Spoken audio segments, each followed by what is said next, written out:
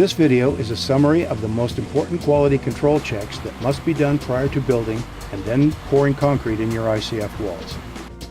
Ensure that building lines are snapped on footings and that they take into account the thickness of the ICF foam panel. Confirm the exact wall elevation. Ensure that adequate bracing and scaffolding is available to safely build to that height. Check that metal track is securely fastened to footings or slabs around the entire perimeter. Check spacing of quad-lock full ties at 12 inches on center, both horizontally and vertically throughout the wall. Confirm that walls are properly aligned, plumb, and level. Check the building for square using cross measurements of the largest rectangle areas available. Check the layout of vertical bracing strongbacks placed at maximum 6-foot intervals. Be certain that each strongback is fastened to each tie flange at 12 inches on center with fasteners specified by the brace manufacturer. After corners are checked for plumb, secure common seams with plywood cleats and spray foam remaining gaps.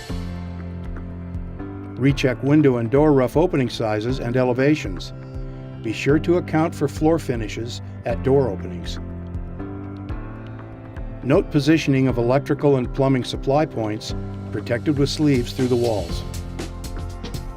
Plan and pre-build window and door buckouts. Openings should be internally braced both horizontally and vertically. Recheck window and door openings for plumb, square, and level.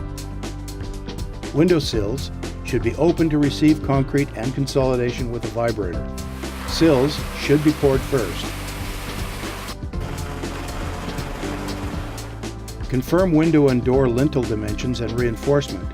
Ensure that rebar is secured against movement during the pour. Secure panels to internal buckouts that will be left in the wall with screws and windlocks on both sides of the wall.